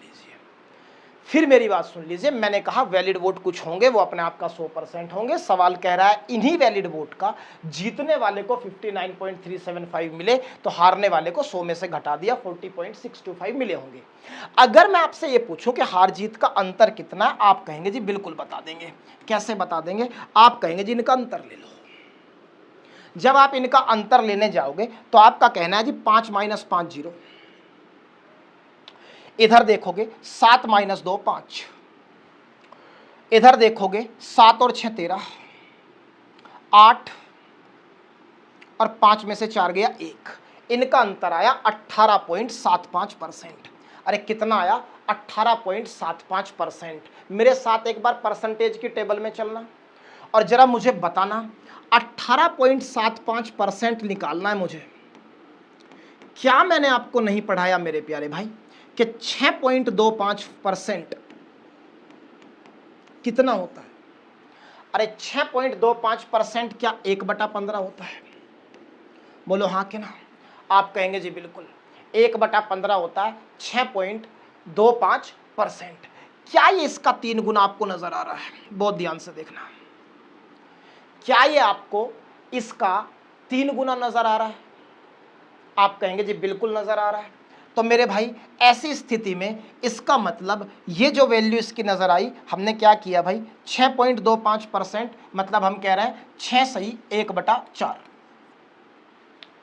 और 6.25% से हम किसकी वैल्यू निकालना चाहते हैं? हम निकालना चाहते हैं 18.75% की वैल्यू। तो ये कितना होता है? 6.25 सॉरी 1/15। हमने इसको 1/16 लिख दिया। कितना होता है? 1/16 होता है। परसेंटेज की टेबल में हमने 6.25% की वैल्यू को देखा है, कितना 1/16। क्या ये इसका 3 गुना है? बिल्कुल है जी। तो वैल्यू हो गई 3/16। मैं परसेंटेज में उलझना नहीं चाहता। मैंने अब तक सिर्फ इतना किया है कि ये जो 18.75% की वैल्यू मैंने निकाली, मैंने पता कर लीजिए ये फ्रैक्शन में कितनी होगी? 3/16 होगी। कितनी होगी जी? आपका कहना है जी ये बिल्कुल 3/16 होगी। अब ध्यान से समझना, इसका मतलब यहां जो हार जीत हुई है वो वैलिड वोट का 3/16 से हार जीत हुई है। मतलब अगर वैलिड वोट 16 थी तो हार जीत 3 से हुई है, लेकिन हार जीत तो 2484 से हुई है। तो 3 की वैल्यू 2484 है। थोड़ा सा सोल्व करेंगे, 3 × 24, 3 दूनी 6 और 3 × 24। 1 की वैल्यू 828 आई। अगर 1 की वैल्यू 828 आई तो 16 की वैल्यू कितनी आएगी मेरे भाई? 16 की वैल्यू आएगी 16 × 828। थोड़ा सा सोल्व करो, 16 × 8 = 128, 16 दूनी 32, 32 10 42 और 2 44, और 16 × 8 = 128 और 4 132। मुझे मेरे भाई वैलिड वोट पता लग गई 13,248। इसी के लिए मैं संघर्ष कर रहा था। कितनी पता लग गई? 13,248। कैसे? मुझे पता है 18.75% होता है 3/16। मतलब टोटल वैलिड वोट अगर 16 थी तो 3 से हार जीत हुई। सवाल कह रहा है 2484 से हार जीत हुई। 3 की वैल्यू 2484, तो 16 की वैल्यू 13,248। यही वैलिड वोट है। अगर मुझे वैलिड वोट पता लग गई, बहुत ध्यान से देखना, क्या मैं अब वोट्स पोल्ड पर पहुंच सकता हूं? क्या मैं वोट्स पोल्ड पर पहुंच सकता हूं? जी बिल्कुल पहुंच सकता हूं। कैसे? आप ही ने तो कहा है कि भाई इसमें 2484 से हार जीत हुई, 10% वोट इनवैलिड थे। 10% वोट इनवैलिड थे। 10% का मतलब मेरे भाई होगा 1/10। 10% वोट क्या होगा? 1/10। अगर 10 टोटल वोट हैं तो 10 में से कितना एक इनवैलिड है, तो वैलिड कितने बचे? 9। वैलिड कितने बचे? 9। 9 की वैल्यू ही कितनी है? 13,248। 9 की वैल्यू है 13,248। 9 से काटना जरा, 9 एकम 9, 9 चौक 36, 9 सते 63 और 9 दूनी 18। एक की वैल्यू आ गई 1472। मुझे किसकी चाहिए? मुझे चाहिए 10 की। मुझे किसकी चाहिए? 10 की। तो मेरे भाई अगर 10 की वैल्यू की बात करूं तो 10 की वैल्यू आपका कहना बड़ा साफ है कि जी 10 की वैल्यू तो बड़ी आसानी से आ जाएगी। कैसे आ जाएगी? इस पे एक जीरो चिपका दो तो 14,720 यही वो वोट्स पोल्ड है। अरे यही क्या है मेरे भाई? वोट्स पोल्ड है। सवाल आपसे ये पूछ रहा है कि y की वैल्यू क्या है। बेटा अगर टोटल 16,000 वोट थे, 14,720 वोट सिर्फ डले, तो जरा बताना कितने वोट नहीं डले? तो आपका कहना है जी अब मुझे परसेंटेज पे काम करना है। एक काम कर लेते हैं, क्या परेशान होना है, इनका रेशो ले लेते हैं ताकि थोड़ी सी कैलकुलेशन आसान हो जाए, क्योंकि मुझे तो अब सिर्फ परसेंटेज बताना है। यहीं से y% वोट नहीं डले तो यहीं से पता लग जाएगा। इन दोनों का रेशो अगर ले लूं तो 0 से कट गया 0। अगर मैं आपसे कहूं कि भाई इसे 8 से काट दो आप, तो आप कहोगे जी 8 से काटोगे तो ऊपर 200 आएगा और नीचे 8 से काटोगे तो 8 एकम 8, कितना बचा? 6। तो 8 अठी 64 और 8 चौक 32। बताओ बेटा 2 से काट दोगे तो कितना आएगा? यहाँ आएगा 100 और यहाँ कितना आएगा भाई? 2 नम 18 और यहाँ आएगा 2 दूनी 4। 100 में से 92 वोट डले हैं मेरे भाई। अगर 100 में से 92 वोट डले हैं, कितने नहीं डले? 8 नहीं डले। जो डाटा 100 पे कैलकुलेट होता है उसी को क्या कहते हैं? परसेंटेज। सवाल का आंसर। मेरे प्यारे भाई ये बहुत शानदार सवाल था और बहुत कैलकुलेटिव सवाल भी है जो 2024 प्री में पूछा गया है। This is the best ever approach for this question. इस सवाल में इससे बेहतर तरीका नहीं हो सकता। आपको इसी बात पर गौर करना था। 2 बार देख लीजिएगा, स्क्रीनशॉट ले लीजिएगा अपनी कॉपी में, हो सके तो जहां आपने अपने पर्सनल नोट्स बनाए हैं, जहां आपने इंपॉर्टेंट क्वेश्चंस कॉपी में लिखे हैं, आप चाहे तो इस सवाल के सॉल्यूशन को और इस सवाल को वहां उतार लीजिए। बेहद बेहतरीन सवाल 2024 के प्री में आया है। आगे बढ़ते हैं मेरे प्यारे भाई। अगला सवाल क्या है? The price of an item is increased twice successively. बेटा ये सवाल हम कर चुके, ये रिपीट सवाल इस पीडीएफ में डाला है और हमने कहा था इस सवाल का आंसर इवन नंबर होगा और इवन नंबर ऑप्शन में एक ही है। पीछे 70% आंसर टिक कर दिया था। आगे बढ़िए। In an election between the two candidate 80% of the voters cast their votes, out of which 4% votes were declared invalid. A candidate got इतने votes which were 80% of the valid votes. Find total number of votes. बहुत मुश्किल बात तो नहीं है, बहुत ध्यान से देखना मेरे प्यारे भाई। टोटल वोट हमने P मान ली। क्या कह रहा है सवाल? 80% लोगों ने वोट डाला है।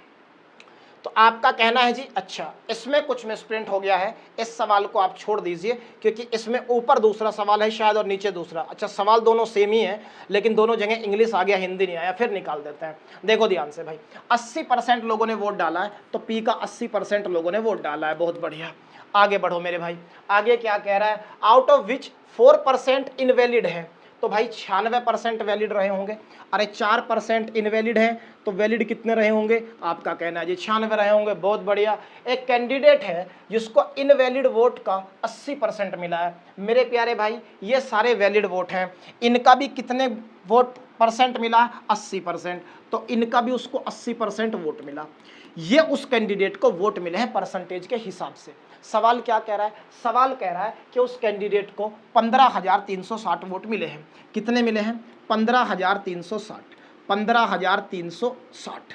अब जरा बताना, मुझे वैल्यू चाहिए पी की। मेरे प्यारे भाई अगर मैं थोड़ा सा गौर से देखूं और इसे 3 से काट दूं क्योंकि इसमें अभी 3 दिख रहा है मुझे, तो ये आ जाएगा 32 और इसे भी 3 से काट दूं, 3 पंजे 15, 3 एकम 3, 3 दूनी 6। अब भाई मैं डिजिटल सम लगाना चाहता हूं, ऑप्शन के डिजिटल सम अलग अलग दिख रहे हैं। बहुत बढ़िया। तो भाई इसका डिजिटल सम 8, इसका 5, इसका 8, 8 पंजे 40 का मतलब 4 और 4 अठे 32 का मतलब 5। इधर डिजिटल सम 5 आया तो P गुणा 5 बराबर, इधर डिजिटल सम 5 2 7 और 1 8 आया तो P बराबर होगा मेरे भाई 8/5 और नीचे 5 दिखे तो काट के किसकी गुणा? 2 की। तो 8 दूनी 16, 16 का मतलब 7। देख लो जिस ऑप्शन में डिजिटल सम 7 हो वही आंसर होगा। मेरे भाई यहाँ तो डिजिटल सम 2 है, पॉसिबल नहीं है। यहाँ डिजिटल सम 9 है, पॉसिबल नहीं है। यहाँ डिजिटल सम 7 है, आंसर हो सकता है। यहाँ डिजिटल सम 5 है, पॉसिबल नहीं है। और यही सवाल का आंसर है। आगे बढ़ेंगे। आगे क्या कह रहा है, a woman spend 2.3 of her income if her income increases by 18% and expenditure increases by 24%, then what percent increase in her saving will be। मेरे भाई बहुत ध्यान से सुनना, ये जो अगले 3-4 सवाल हैं इसी 2024 के सीजीएल प्री में आए हैं, आप साफ साफ देख रहे हैं। और बेटा ये इनकम एक्सपेंडिचर बेस्ड क्वेश्चन है जो पहले भी बहुत इंपॉर्टेंट रूप से पेपर में पूछे जाते हैं, बहुत ध्यान से सुनना। मैं एक बार इनका कॉन्सेप्ट डिस्कस करना चाहता हूं। दरअसल ये जो सवाल है ना बेटा, ये हम एलिगेशन से करते हैं। Alligation is the best ever approach to solve this question। बहुत ध्यान से समझ लेना मेरे प्यारे भाई, पहले कॉन्सेप्ट डिस्कस कर रहा हूं और उसके बाद अगले 3-4 क्वेश्चन में आपका पेन नहीं रुकेगा, इस बात का वादा है। देखो एलिगेशन क्या लगता है, एलिगेशन लगाना बड़ा आसान। एक तरफ तो एक्सपेंडिचर का चेंज देगा, ऊपर लिख दो, एक तरफ सेविंग का बढ़ना घटना देगा, उसे इस साइड लिख लो। क्योंकि एक्सपेंडिचर और सेविंग से मिलके बनती है इनकम, तो इनकम आएगी बीच में। एलिगेशन लगा रहा हूं मेरे भाई, ध्यान से सुनना। एक तरफ एक्सपेंडिचर, एक तरफ सेविंग, और दोनों से मिलके क्या बनता है मेरे प्यारे भाई, इनकम बनती है। तो इनकम को कहां रख लिया, बीच में। अब ध्यान से सुनना मेरे प्यारे भाई, नीचे जो यहां हम रेशो लेते हैं, ये एक्सेप्शन केस मान लीजिए एलिगेशन का, ये स्पेशल केस मान लीजिए एलिगेशन का। इस केस में नीचे जो रेशो आएगा मेरे प्यारे भाई, वो इनकम और एक्सपेंडिचर और सेविंग का ही आएगा। किसका आएगा, एक्सपेंडिचर और सेविंग का ही आएगा। अब देखना ये कॉन्सेप्ट है, आप इसे समझ लीजिए। इसके बाद अगले 3 से 4 सवालों में अगर आपका पेन रुक जाए तो मुझे बता देना। कितना आसान सवाल है, देखो ध्यान से मेरे प्यारे भाई, बोर्ड पे देखेंगे क्या कह रहा है। A women spend 2/3 of her income. देखो मेरे प्यारे भाई, ऑफ किसके साथ लगाए बेटा, इनकम के। तो 2/3 लिखा है, बहुत ध्यान से देख बोर्ड पे, 2/3 लिखा है। ऑफ किसके साथ लगाया, इनकम के। मतलब उसकी इनकम अगर 3 है तो भाई वो खर्च कितना करती है, 2 करती है। अरे खर्च कितना करती है, 2 करती है। तो बेटा अगर वो एक्सपेंडिचर उसका 2 है, इनकम उसकी 3 है, तो उसकी सेविंग 1 हुई। अरे बोलो, उसकी सेविंग क्या हुई, 1। बस मुझे यही रेशो चाहिए था, किस किस का, सेविंग का और एक्सपेंडिचर का। लिख दे, ये रहा। एक्सपेंडिचर कितना है भाई, 2 है, और सेविंग कितनी है, 1 है। चलो आगे, if her income increases by 18%, income का डाटा बीच में लिख दे। इनकम बढ़ गई मेरे भाई 18%, बीच वाला डाटा आ गया। आगे बढ़ो, कह रहा है एक्सपेंडिचर इंक्रीजेस बाई 24%। तो भाई एक्सपेंडिचर 24%, तो यहां 24 आ जाएगा एक्सपेंडिचर में। अब ये डाटा आपको निकालना है सेविंग वाला। एलिगेशन लगाएंगे, एलिगेशन लगाना मैंने आपको सिखाया है। देख मेरे भाई ध्यान से, एलिगेशन लगाना कितना आसान है बता।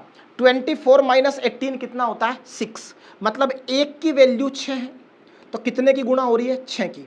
इधर भी 6 की गुणा कर दे, 2 गुणा 6 12। बहुत ध्यान से सुनना, जब भी एलिगेशन हम लगाते हैं तो ये बीच वाला डाटा 1 से बड़ा होता है और 1 से छोटा। देखो छोटा तो ये ऑलरेडी आ गया 24 से। अब यहां जो डाटा आएगा, जब इस 18 से एक डाटा बड़ा आ चुका तो दूसरे को तो छोटा ही होना होगा। फिर सुन मेरी बात ध्यान से, बीच वाला डाटा 1 से बड़ा होता है और 1 से छोटा। अगर ये डाटा बड़ा आ चुका तो इसको छोटा आना होगा। छोटा कैसे आएगा, घटाना पड़ेगा। 18 माइनस 12 कितना, 6%। सवाल का आंसर, इससे ज्यादा कोई दिमाग नहीं लगाना। और अगले 2-3 सवाल सेम फॉर्मेट पे है। देखो अब आपका पेन नहीं रुकेगा, उठाओ अगला सवाल। अगला सवाल क्या है, the proportion of Suresh spending, खर्च की बात कर रहा है, टू सेविंग। देखो डायरेक्ट ही रेशो दे दिया इस बार उसने एक्सपेंडिचर और सेविंग का, तो लिख दो नीचे एक्सपेंडिचर 3, सेविंग 1।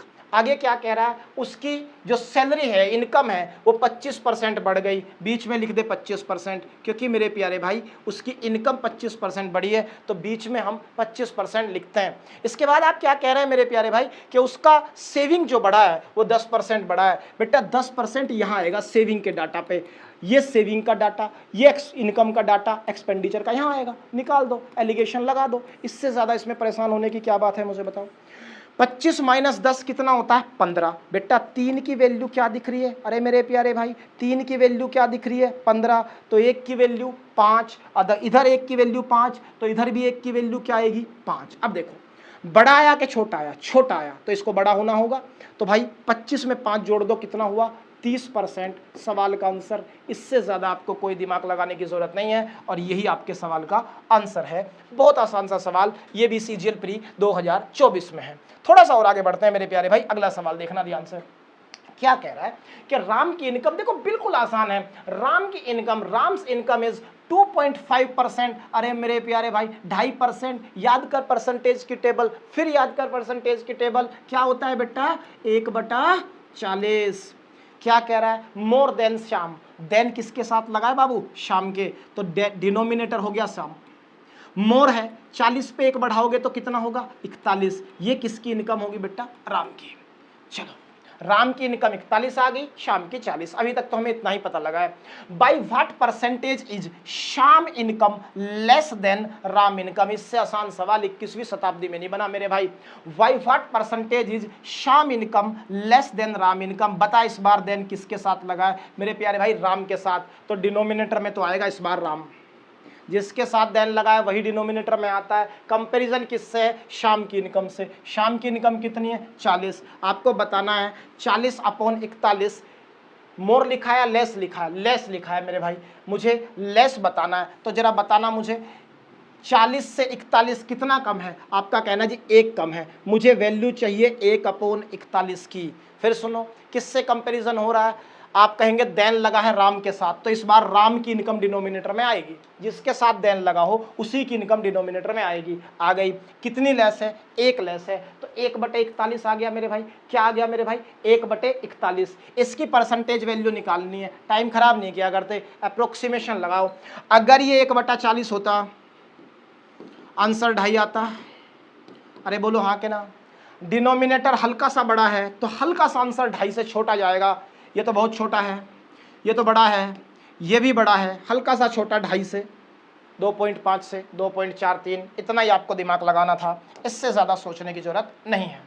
अगला सवाल, कल्याण स्पेंड 80% ऑफ हिज इनकम, मेरे भाई अगर वो 80% खर्च करता है, बहुत ध्यान से देखना, अगर उसका एक्सपेंडिचर 80% है तो उसकी सेविंग 20%, क्योंकि मैं जब एलिगेशन लगाऊंगा तो मुझे किस किस का रेशो चाहिए होता है, एक्सपेंडिचर और सेविंग का। 80% उसने खर्च किया, 100% उसकी इनकम थी, तो 20% उसकी सेविंग रही, इसका रेशो लूंगा तो 4:1। चलो जी, वो जो मुझे रेशो चाहिए होता है वो मुझे मिल गया। आगे बढ़िए, हिज इनकम इंक्रीजेज बाई 15%, उसकी इनकम को बढ़ाया गया मेरे प्यारे भाई 15%, तो इनकम बीच में आती है, मैंने लिख दी। एक्सपेंडिचर इंक्रीज्ड बाई 5%, एक्सपेंडिचर की जगह एक्सपेंडिचर लिख दो। सेविंग आपको पता करना है, लगा दो एलिगेशन। 2-3 सवाल इस टाइप के हम कर चुके। बताओ 15 और 5 का अंतर कितना है, 10, 1 की वैल्यू 10 है तो 4 की वैल्यू 40 होगी। अरे 4 की वैल्यू क्या होगी 40, बेटा छोटा तो आ गया, बड़ा चाहिए, तो 40 + 15 कितना होगा 55%, सवाल का आंसर।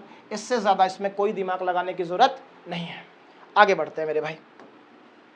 अगला सवाल, the proportion of Suresh spending to saving is 3:1, his salary increase by 25%, what percentage of his expenditure will increase if his saving grows by 10%। देखो ध्यान से, उसका किस किस का खर्च का और सेविंग का रेशो दिया है, तो बताओ भाई, रेशो सीधा ही दे दिया 3:1।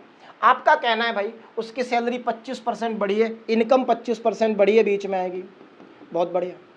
अब आप कह रहे हैं what percent of his expenditure will increase if his saving grow by 10%, saving को 10% बढ़ाना है मेरे प्यारे भाई, तो सेविंग में 10% आ गया, इधर एक्सपेंडिचर आएगा, लगा दो एलिगेशन और तुरंत सवाल का आंसर आधी सेकंड में।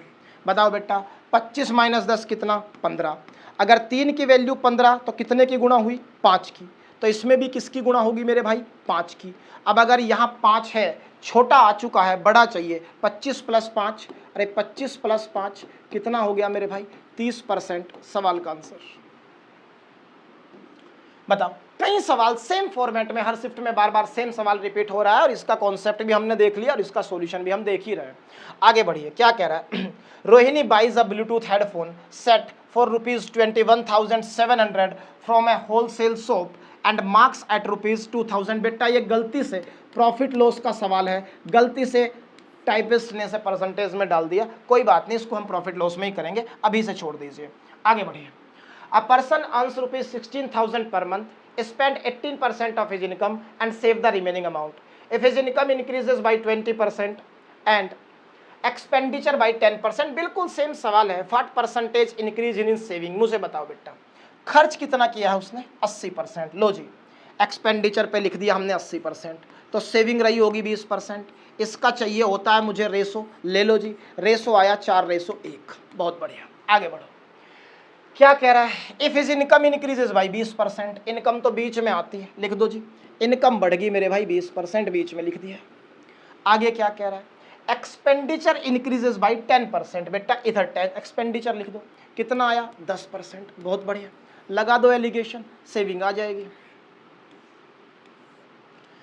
20 और 10 का अंतर है 10, अगर 1 की वैल्यू 10 है तो 10 गुना हुई, तो 4 की वैल्यू 40, और आप जानते हैं 40 छोटा आ गया है, बड़ा आएगा तो 40 + 20, आंसर आ जाएगा 60, और सवाल का आंसर मेरे भाई। बोलो यहां तक कोई दिक्कत है? आगे बढ़े, बिल्कुल सेम टाइप का सवाल था, इसमें कुछ भी नया दिमाग लगाने की जरूरत नहीं है। ये सवाल फिर वही सेम टाइप का सवाल है, थोड़ा सा कैलकुलेटिव सवाल है, देखते हैं। Suresh expenditure and savings are in the ratio 3:1। उसने एक्सपेंडिचर और सेविंग हमें दे दी 3:1, वही हमें उसका रेशो चाहिए होता है, रेशो हमें मिल गया, एक्सपेंडिचर 3, सेविंग 1। क्या कह रहा है, उसकी इनकम बढ़ गई मेरे भाई 25%। इनकम जो होती है वो हमेशा बीच में आती है मेरे भाई, तो 25% बीच में आ गया बेटा, 25% बेटा बीच में आ गया क्योंकि इनकम है। सेविंग कितनी बढ़ी है 20%, सेविंग बढ़ी है 20%, तो सेविंग के लिए सेविंग लिख दो। अब आप जानते हैं एलिगेशन लगाएंगे हम, और क्या बन जाएगा यहाँ, एक्सपेंडिचर आ जाएगा। बताओ भाई 25 और 20 का अंतर कितना है 5। अब मुझे बताना मेरे भाई 3 की वैल्यू क्या है 5 है, बहुत ध्यान से देखना, फ्रैक्शन में आंसर आएगा। 3 की वैल्यू क्या है 5 है, तो 1 की वैल्यू होगी 5/3। आप कहोगे जी कैसे, इसको लिखो न्यूमरेटर में और इसको लिखो डिनोमिनेटर में, डायरेक्ट 1 की वैल्यू मिल गई। इसको लिखो न्यूमरेटर में, इसको डिनोमिनेटर में, डायरेक्ट किसकी वैल्यू मिल गई 1 की। तो भाई ये भी वैल्यू कितनी है 5/3। 5/3 को थोड़ा सा सोल्व करूं तो 1 सही 2/3 मिक्स फ्रैक्शन में आएगा, 1 सही 2/3 मिक्स फ्रैक्शन में आएगा। अब देखो मेरे भाई छोटी वैल्यू तो आ गई, बड़ी चाहिए, तो देखो मिक्स फ्रैक्शन को जोड़ने का तरीका आप जानते हैं, 25 में सीधा 1 जोड़ो और इसको ऐसे का ऐसे ही चिपका दो, 25 और 1 26, और इस 2/3 को चिपका दो ऐसा का ऐसा ही, तो आंसर आ गया 26:2/3%। इससे ज़्यादा आपको दिमाग लगाने की ज़रूरत नहीं है, और यही सवाल का आंसर हो गया। आगे बढ़िए, अगला सवाल क्या कहता है, investor invested ₹2 lakh in shares, the share rose by 18%। पहले दिन 18% बढ़े, दूसरे दिन 15% गिरे हैं, और तीसरे दिन फिर 3% गिरे हैं। What is the net percentage increase or decrease in the value of investor. बेटा मैं एक टाइप का सवाल करा चुका इस टाइप पे, ये दूसरा है। देखो फिर मैं बता रहा हूं, बिल्कुल सेम तरीका, सक्सेसिव लगा दो 3 टाइप का। कैसे लगाते हैं, पहले साल 18 बढ़ा है तो +18, दूसरे साल 15 घटा है तो -15, और तीसरे साल फिर 3% घटा है तो -3। मेरे प्यारे भाई मैंने दूसरा यह इस टाइप का सवाल है, पहले कर भी चुके हैं। देखो बेटा पहला स्टेप मैंने क्या सिखाया, मैंने पहला स्टेप सिखाया इन तीनों को जोड़ो। मेरे प्यारे भाई 15 और 3 18, बाबू माइनस का 18 और प्लस का 18 कैंसिल होकर 0 आया, तो पहले स्टेप से मुझे 0 मिला। दूसरा स्टेप बाबू मैंने क्या सिखाया, बेटा इन दोनों की गुणा करो, 18 × 5 = 90, 18 कम 18 और 9 27, ये आया माइनस का 270। फिर इन दोनों की गुणा करो, 15 × 3 = 45, माइनस गुणा माइनस होगा प्लस। फिर इन दोनों की गुणा करो, 18 × 3 = 54, किसका आएगा माइनस का 54। अब ध्यान से देखो मेरे भाई, आपका कहना है जी प्लस का 45 और माइनस का 54 तो 9 हो गया। अरे प्लस का 45 माइनस का 54 कितना हुआ माइनस का 9, और माइनस का 270, तो ये जो आएगा ये आएगा माइनस का, प्लस की जगह मेरे भाई क्या होगा, प्लस की जगह 0 ये था, इस बार माइनस का आएगा कितना 279, और सेकंड स्टेप में हमेशा 100 से भाग होता है। अब चलो तीसरा स्टेप, मेरे भाई जरा ध्यान से सुनना, इन दोनों की गुणा तो हो ही रखी है -270, इसमें जब 3 की गुणा और करोगे तो 27 × 3 = 81, 810 हो गई इन तीनों की गुणा। कैसे, 2 की गुणा यहाँ थी बस उसमें 3 की कर दी, और माइनस गुणा माइनस हुआ प्लस, इसके अपोन में आता है हमेशा 10,000। देखो तुरंत आंसर आएगा, ये होगा -2.79, और ये आप 0 से 0 कट गई, 3 अंकों पे डेसिमल लगेगा, तो 3 अंकों पे डेसिमल आएगा, इसका मतलब 0.081 आएगा। अब बस इसको इसमें से घटाओगे तो आंसर क्या आएगा, यहां आएगा मेरे भाई 9, यहाँ आएगा 0, यहाँ कितना आएगा 6 और यहाँ कितना आएगा 2। तो 2.6% जो कि लगभग क्या दिखेगा 2.7 के बराबर दिखेगा। डिक्रीज के इंक्रीज माइनस का बच रहा है, तो डिक्रीज ऑफ 2.7%। इससे ज़्यादा दिमाग आपको इस सवाल में लगाने की ज़रूरत नहीं है। अगला सवाल देखिए भाई। तो बेटा ये थे प्री प्लस मेंस के परसेंटेज के सारे सवाल, जिसको मैंने कोशिश की कि आपको बहुत अच्छे तरीके से best ever possible approach, easiest approach के साथ कराऊं। हमें इस सिलसिले को आगे भी जारी रखना है। अगली जो वीडियो आएगी वो वीडियो CISI और इंस्टॉलमेंट तीनों टॉपिक एक ही वीडियो में 2024 प्री और मेंस में जितने सवाल आए हैं वो सारे एक साथ कराऊंगा। आपका एक सवाल एडवांस मैथ्स को लेकर भी होगा। मेरी कोशिश ये है कि एक वीडियो अर्थमेटिक की तो एक एडवांस की भी आ जाए। बहुत जल्दी हम लोग एक एडवांस का भी टॉपिक उठाएंगे। मैं आपसे फिर वादा करता हूं कि 2024 प्री और मेंस का एक एक सवाल का सॉल्यूशन हम कराएंगे। अगर आपको लगा हो कि ये मेरी मेहनत सार्थक थी, अगर आपको लगा हो कि मैंने वाकई ईमानदारी से मेहनत की है, तो बस इतना करिएगा कि एक कमेंट छोड़ दीजिएगा प्यार भरा मेरे प्यारे भाई, और लाइक कर दीजिएगा, शेयर कर दीजिएगा। आपका कमेंट ही मुझे बताएगा क्या वाकई मेरी मेहनत सार्थक थी। तो चलिए मिलते हैं अगली वीडियो में, तब तक के लिए हैव अ नाइस डे।